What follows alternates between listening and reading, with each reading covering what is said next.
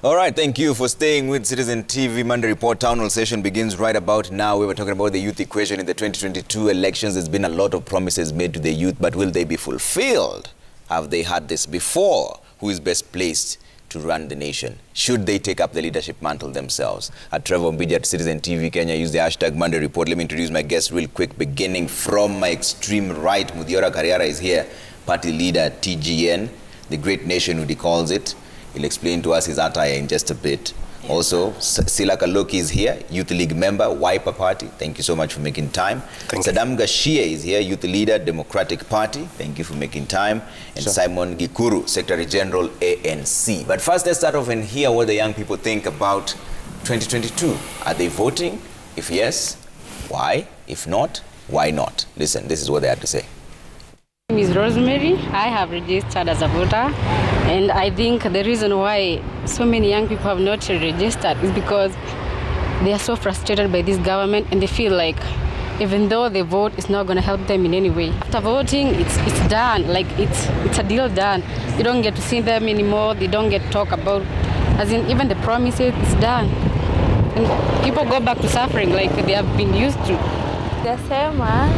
Wengi walikuwa wamengoja hizi the last time ndo atakuja kuregister. Hawajiandikishi kwa sababu ya kuwa hata wanaangalia katika ule uongozi au wasaidii kitu chochote. Ndio maana yake unakuta sasa vijana wengi hawataka kujitoa kujiandikisha kwa sababu ya hiyo shida ambayo tuko nayo. Unakuta mtu akija ameshachukua kura, akishaondoka mahali hapa haonekani tena. Is actually apathy on issues of registration.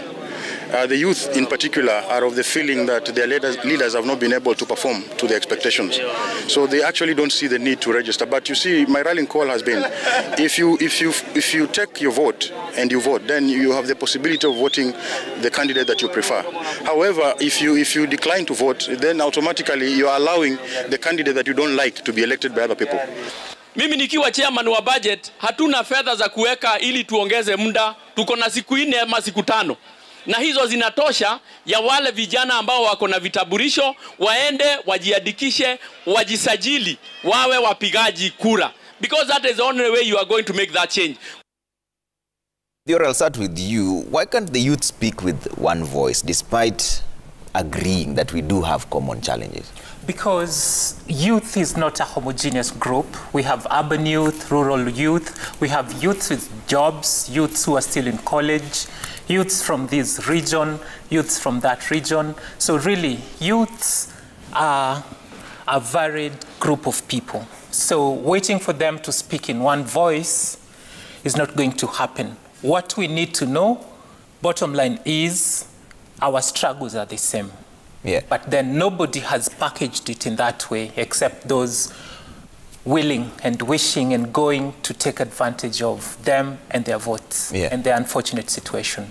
I take great exception in your dress code. Could you explain why you why you're dressed the way you are dressed? You're an entire party leader and you're running for president, right? Yes. Would you be taken seriously for the people, the electorate, to vote for you like that? Well, for a leader, it's not so much about appearance. It's not about who is the most handsome in the room or the one with the loudest voice. It's about implementing ideas and not just having ideas. Trevor, I'm from mobilizing in the Nairobi Central Business District, where we've pitched camp since last week. We've been meeting people directly. We've been going to all the streets. You go to Luthuli, River Road, go to Moi Avenue, Kimathi Street. We've been combing all those streets and trying to demystify leadership and to tell the people that it's only going to change if we, the Kenyan citizen, realize that we are stakeholders in this country. This country belongs to us. We've also been telling them that if they expect something from the aspirants, then those aspirants, once they go in, they will go to recover whatever they spent in the campaign period. Yeah.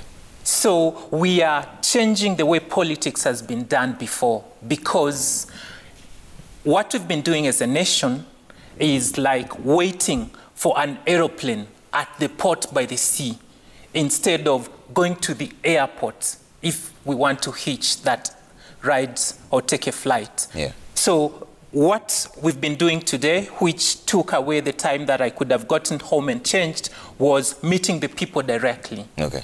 Yes. Sila, you with the Wiper now as a youth leader there, and we've had, as politics heats up, there's a lot of conversation on promises, 4 cabinet positions, 4 million jobs, tax being cut by half. Do you trust any of these leaders to deliver on the promises? Yet you've had the youth saying one of the reasons why they're not even registering to vote is because promises are never kept in this country. Thank you, Trevor, first for the invite on Monday Report, so we can engage as well with the youth across the country. To answer your question, I would say, number one, if you don't engage in the political process as a young person, then you have no business in complaining about the leadership.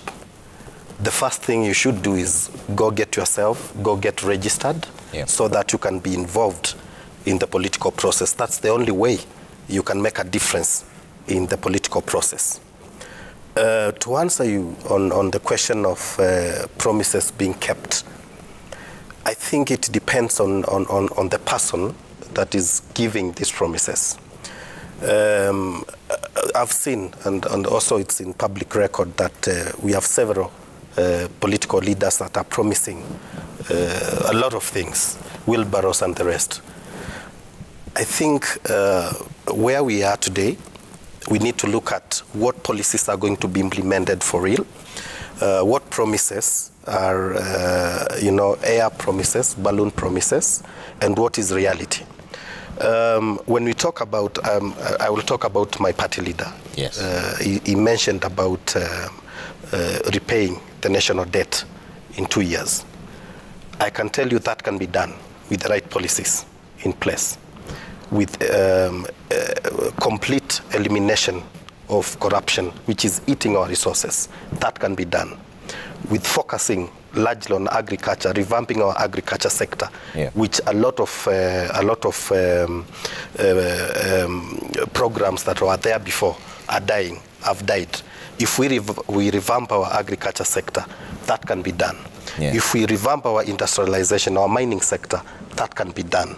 If we invest in our youth ability in the fintech, that can be done. So the person giving these promises is the one that is going to determine whether they are going to be fulfilled or not. But and I'll give you... this is not the first time. He's been here for more than 20 years. Yes. And the opportunity to do that as the vice president. And I'll tell you this, Trevor, because this has been an argument in the national politics for quite some time. Kibaki was the president when my party leader was the vice president. All right? The president can take advice from wherever he wants and can implement. It is his decision to implement the advices that he deems fit. Therefore, I cannot say whether my party leader did give or did not. It was up to the president to implement the policies that he felt fit during his tenure. My party leader has put forward several propositions that he wishes to implement once he takes over as the 5th president of this country. And some of these propositions will go in the history of this country, in upgrading our economy, in the sectors that he has put forward. And just to mention this, for example, agriculture, if you remember, during the launch of the command center, the SKM command center, he did mention a lot about agriculture. I had an agroforestry value chain addition as the managing director in charge of Sub-Saharan Africa. And I can tell you, Trevor, agriculture is going to make the next billionaires in this continent. And therefore, when my party leader talks about revamping the agriculture sector, I do understand, because that is an industry that have been involved.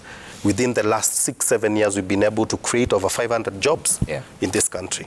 And therefore, what I can say is it depends on the person that is giving these promises. Some people are just looking for votes. They are giving unrealistic promises to the youth. And these promises are not going to be kept. All right. Saddam, one of the other things that young people have mentioned, the reason why they're not even taking their voter's card, is because they say they're tired of the recycled leaders over and over again. Do you share in these sentiments, and what is the best way of dealing with this? My point would be, it is not enough to sit down and lament, okay? as youths, our lives begin to end the day we become silent about things that matter. As young people, we should step forward, okay? An organized minority can't always controls a disorganized majority. It is clear that if we, the youths, take up the leadership mantle of this country, we are going to change the narrative. My party leader, Honorable J.B. Muturi, is very vocal about the interest of the youth in this country. He has really embraced innovation and technology, which will bring an economic spur in the digital economy. He has also promised to invest in the academies and sports centers. 50% of Honorable J.B. Muturi's appointment will be the youth, okay? Resource centers and talents. We will bring proper policies and legislative bills in Parliament to cater for the small and medium enterprises. 7 out of 10 economic enterprises are SMEs. My party leader, Honorable J.B. Muturi, has made a commitment in dealing and investing in the blue economy. What ails the youth of this country is lack of credit facilities and the taxation policy of this country. As a student of economy, okay, my party leader has promised to have a mandatory paid internship for the youth of this country, abolishment of the HELB loan and make it a grant, okay? My request to the youth of this country, bad leaders are elected by good citizens who do not vote. My clarion call, we are 75% of this populous nation. If today we agree and rise to this occasion, we can have whatever leader in position to cater for our needs. So you asked about why don't we have the leadership? Every politics is local. So this 75% of us will retreat to their tribal enclaves. So they will retreat to maybe to central Kenya, they'll retreat to Nyanza, Rift Valley, what have you. So it is not bad retreating to your tribal enclave, but after retreating to your tribal enclave, let's marshal up our votes in that locality. For example, today, if the people of Kisumu decide they want a young man to be their governor, the Luo nation will definitely have one. The same for Nyeri, Mombasa, and the rest of the country. Simon, do we have, and I hear you guys talk about your party leader's position a lot, but do we have a mechanism as young people of ensuring that the leaders who we support deliver on their promises? And how then do you also empower your fellow youth to realize who they should vote for and who they should not vote for? Yeah, thank you, Trevor, for having us. And when we talk about the youth equation and what is the position of young people in the future of our country, we have to look at it from different perspectives. First and foremost, we must appreciate that the strength of the youth is in energy. But energy and zeal are not enough for one to qualify and say that now because you're young and you're youthful now, you qualify for this and that position.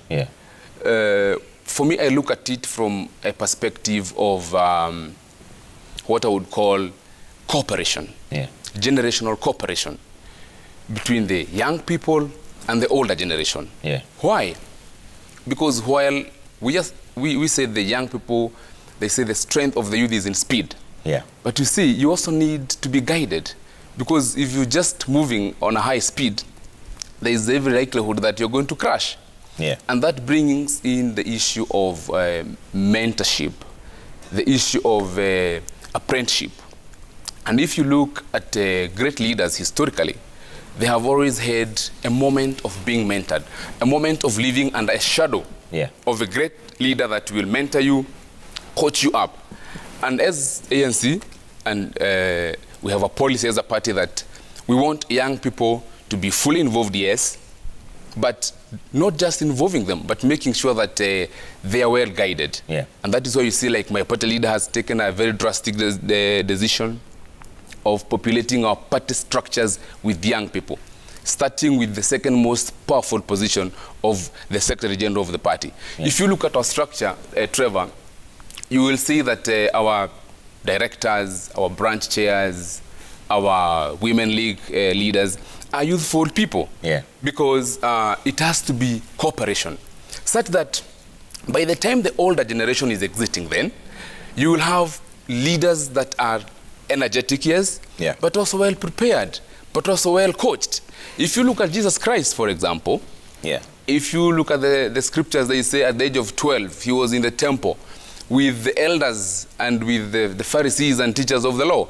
And the scriptures say that they were amazed at how he was interfacing with them. Yeah. For me, that is mentorship. For me, that is apprenticeship. And what young people in this nation need is, of course, empowerment, opportunities, through the right channels of being guided. Okay. If you look example of President Kenyatta today, he didn't just come from nowhere to become president. He first lived under the shadow of former President Moi. Yeah. He also lived under the shadow of former President Moi Kibaki. Until now, he learned enough. My party leader has for the longest been an example of someone who is willing to be mentored, someone who has grown in mentorship. At the age of 28, he was a minister, minister for marketing. At the age of 33, he was minister for finance. Okay. And he's grown over time, and that is where you find that the youth agenda has never left Musalia Mudavadi. Yeah. He is a perfect example that young people can perform, young people can be trusted, young people can deliver, so long as they have to give themselves enough time to learn, enough time to be coached. Actually, there is a proverb, because I'm also a fairly active Christian, there is a proverb by Solomon which asks, of what importance or use is zeal without skill? Okay. So let us not just get zealous and excited. We must be willing to learn, to be mentored, so that in future then, we are getting into the shoes of leadership when we are properly guided. Okay. What would you say to one so-called analyst here who says it breaks my heart to hear youth talk about issues affecting us and have no clue on what we really need to do to solve them? Your panel are just mouthpieces of their bosses and aren't independent thinkers. Well, that is someone who is entitled to their opinion. Remember, our constitution is very clear that there is a freedom of expression. You can never limit anybody to express themselves. But for me, this is quite a panel. I have a party leader here. It's amazing. My brother here is also representing a presidential candidate. So for me, that is someone who has a right to comment on that. But we know that young people have all these challenges. And you ask the party leader why young people don't seem to unite. But you see, for me, I think young people are very united, because what unites people, it's interests. You see, there isn't a hunger for a young man in Githurai that is different from hunger for someone, say, in Lodwar or somewhere in Masailand. Young people's interests are the same all over. Young people have a common voice, because our struggle is the same. Our challenges are the same. And that is why we are saying, what is our place in this equation? I think our place is that we must come out, we must be ready to learn, we must be teachable, but even more important, as Sila said, we must participate. Because you not just sit there and lament and you're not coming out. And part of our program as ANC party is to make sure that we actually implement our laws.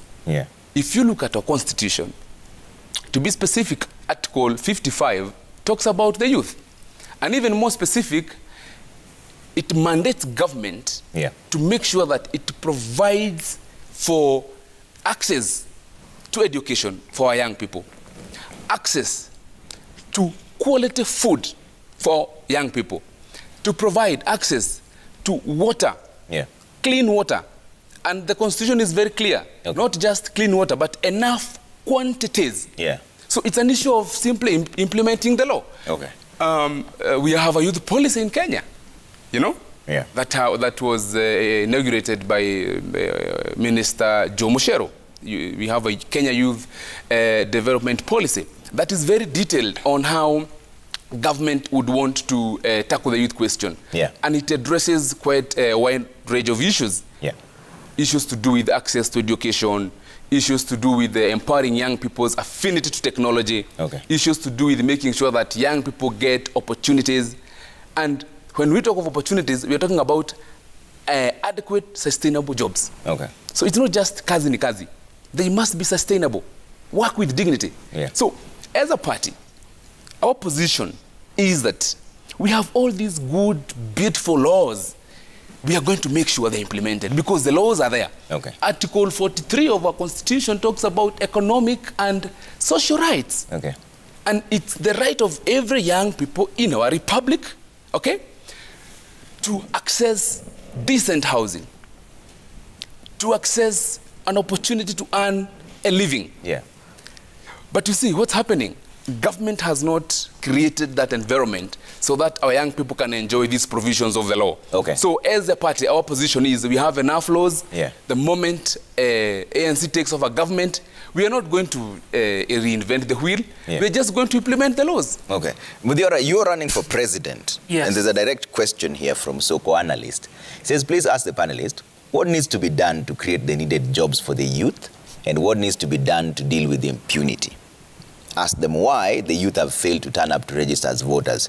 If you are sent to the presidency, how will you deal with the issue of jobs? What needs to be done to create jobs? I'll start with the third, and that is, according to us, the interaction we've had with Kenya's youth who have not showed up to register as voters, it's simply because they've seen our system growing up. They've seen elections yield violence. They've seen elections disrupt economic activity. They've seen politicians give promises which they do not keep once in office. So they ask, what value is it going to add if I register and vote? So basically, it's our politicians who have disincentivized the whole process of participating in elections, which is really unfortunate because it's only through elections that a democratic country such as Kenya can get the change that it needs. Yeah. Now, on the issue of jobs, as the Great Nationhood Party of Kenya, we have a solid plan that we are calling the Value Addition Plan. Kenya's biggest problem is corruption. So if God so chooses to bless us that we have a free, fair, and credible election, and the rightful leaders are sent to office, which we hope those leaders will come from the Great Nationhood Party of Kenya, then our number one priority would be to end corruption. How? Well, we are people who totally, wholly submit to integrity. And on the ground, we have met people who are similar to us, and for your information, they happen to be in the majority. So what they need is just a little bit of nudging, and we can get the rest to order. Now, that aside, unfortunately, we've had a government now for almost 9 years, going to 10, that has showed undue regard to adherence to the rule of law. That's very unfortunate. We've seen our judiciary give orders which have been disregarded. And I think the one people that remember most conspicuously is, I think there are over 13 orders with regard to Miguna that have been disrespected so far. So if we are to be a nation that is to transform and create the jobs that Kenyans need, we must all be under the law. Yeah. Otherwise, if just one individual is above the law, then it's as if the whole nation is not under the law. Okay. So we will ensure that corruption and impunity are dealt with the venom and force we can summon as Kenyans. Okay. Now, once we do that, yeah, of course, we are going to create a conducive environment for investment. People will have confidence and faith in our economic system. So capital will flow into Kenya, yeah, and people who have chosen to take their money from this nation because it's becoming very difficult for them to do business because of the many hands they have to grease here and there, yeah, they'll bring that money back. Okay. And besides that money, there is also a lot of money that has been stashed abroad, which we hope that if we can get a law to give amnesty to money that is stashed abroad by Kenyans, so it comes back and circulates in the society. And for this, we have an initiative that my mentor, Alamin Kimathi, has worked through called Elfu Elfu, where we have 1,000 Kenyans coming together, giving a seed capital of 1,000, which can combine with the money that has been repatriated back to Kenya. And in every village, we can get an enterprise that spurs the economy within that region based on what they produce, be it services or agricultural produce. Then we can start to create the jobs that people need. Now, besides that, Trevor, we know that if we can successfully cut on the level of corruption in Kenya, the inefficiency we've seen in government processes, where you apply for a license and it takes forever for you to get it, or you have this license and then someone comes and says you did not do the other. If we made everything straightforward, businesses will find it easy to thrive. And that's how our economy, in a way, would be shocked out of the situation we find ourselves in. Sila, how much of a voice do young people like yourselves have in the party? For example, your party leader mentioned that we'll get out of the debt situation in like 2 years. Do they take time to listen to what you have to come up with, or do they just tell you what to say and then you go to the ground and spread the gospel? Who is conforming to who? Are you conforming to the older generation, or is the older generation conforming to you, the younger generation? Trevor, I want to start by briefly talking about the comment you made earlier on regarding us in this panel being a mouthpiece to our party leaders. It was a tweet. It was a tweet. I agree. It was a tweet. And I want to say, I agree with Simon that every person, as per our constitution, has the right of expression, which is okay. But again, this is sometimes where we go wrong. The assumption that we have as young people is what is, taking us in the wrong direction, because the young people in politics are being consulted. Our ideas are being adopted in our parties, are being adopted in many forums that we sit in many discussions that we sit in. And it's just a matter of time. And I think Kenya is becoming ripe for young leadership to be on the negotiation table. That has happened actually with the current regime. We've seen President Uhuru Kenyatta appointing several young people in different capacities. And I will say this. We are not mouthpieces. We are not people that are just pushovers, telegrams that, go say this. And we sit down, we discuss issues, we voice our concerns as young people. And we are glad that the current party leaderships are able to sit down and listen to what the young people are saying. Because, Trevor, we hold a very key vote in whatever government is going to be formed come 2022. And the party leaderships and the older generation, like you've put, have no choice but to sit down with us and listen to us. If you're not involved in these processes, you'll sit down and look at the panel and say those are mouthpieces of parties or party leaders. But the reality is we do sit down, we do discuss, we do put forward our ideology to these parties, and they do listen. If you look at Wiper, for example, and Amani as well, there are a lot of people in party leadership.